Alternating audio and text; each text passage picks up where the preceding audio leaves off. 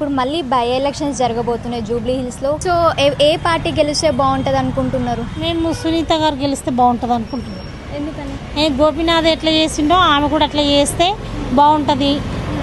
ఒక భర్త లేని భార్యని ఎట్లా చులకనగా చూస్తారు. ఇంకా నేను ఇట్లా అంటున్నాను, నాకు వస్తాయి. ఇక నువ్వేమనుకోకు ఇంట్లో.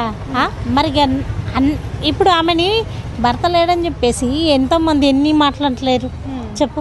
ఆమె కలకల ఆమె ఉసురు ముడుతుంది, అల్లకి కూడా ముట్టదు అన్నట్టు ఏం లేదు.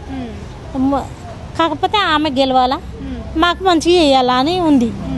ఆమె కూడా గెలిచి మంచిగా చేయలేదు అనుకో, ఇక ఎవరికి మళ్ళీ కేసీఆర్కి వేస్తాం. అప్పటికి 5 ఏళ్ళకి కేసీఆర్కి వేస్తాం కంపల్సరీ. ఇంకొకటమ్మా, గతంలో బీఆర్ఎస్ గవర్నమెంట్ ఉన్నప్పుడు మీ జూబ్లీ హిల్స్లో మీ బస్తీ ఏదైతే ఇప్పుడు ఉందో డెవలప్మెంట్ కావచ్చు, ఏదైనా కేసీఆర్ నుంచి వచ్చిన పథకాలు ఏమైనా వచ్చినాయా మీకు?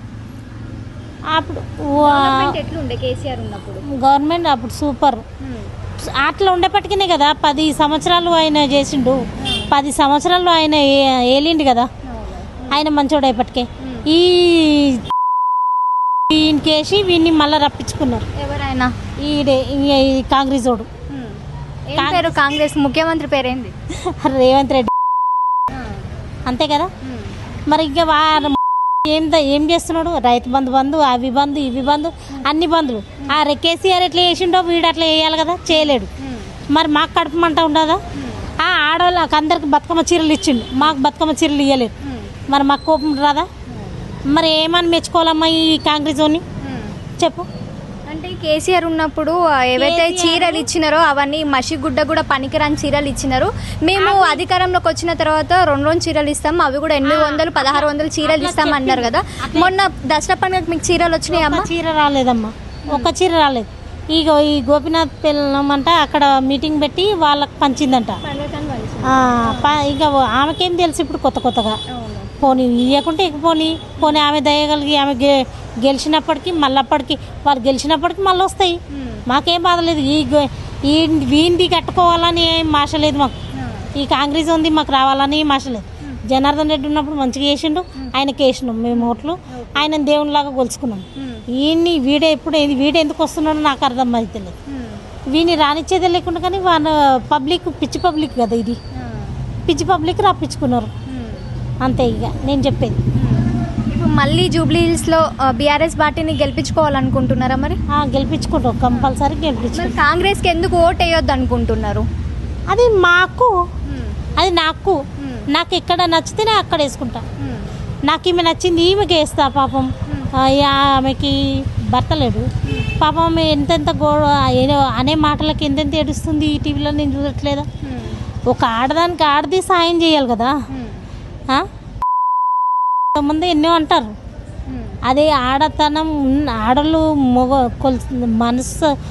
మంచి మనసు ఉన్న అయితేనే మంచి అర్థం చేసుకుంటారు.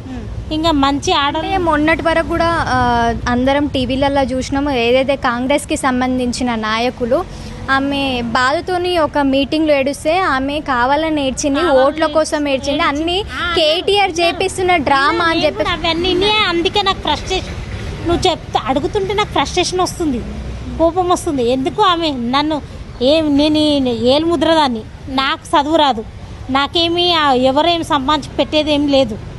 కాకపోతే నాకేం ఈ రోడ్డు ఒకటి చేయాలా. నాకు ఎవరు అమ్మ నాయన ఎవరు లేరు ఇక్కడ. మేము ఇదేమంటారు, ఇక్కడ మా అల్లుడుకి ఇల్లు రాపిస్తే రాలేదు. ఎందుకు ఇక అదే రానప్పుడు కేసీఆర్ ఇచ్చారు కదా అంటారు. ఇక వచ్చిన వాళ్ళకి వచ్చినాయి, రాని వాళ్ళకి రాలేవు. ఏం చేస్తాం? ఇప్పుడు ప్రతి ఒక్క మహిళకి 2500 ఇస్తాము, 500కే గ్యాస్ సిలిండర్ ఇస్తాము, ఇంట్లో ముసలమ్మకి 4000 పింఛన్ ఇస్తామని చెప్పేసి రేవంత్ రెడ్డి హామీ ఇవ్వడం జరిగింది కదా. ఈ దీంట్లో అనిపిస్తుండా ముఖానికి ఇస్తుండేవాడు. అవన్నీ అమలు చేసిన తర్వాత వీడు ఓట్లు వేయమని ఇంటి ముందుకి వచ్చి అడగాల. వీడు ఇస్తుండా? వాడు ఇచ్చి అడిగితే నన్న శృంగారం. వాడు ఇయ్యక ముందుకు ఇంటి ముంగడికి వచ్చి బిచ్చగానిలాగా నాకోటి అని అడిగితే ఎవడేస్తాడు అనుకోటి.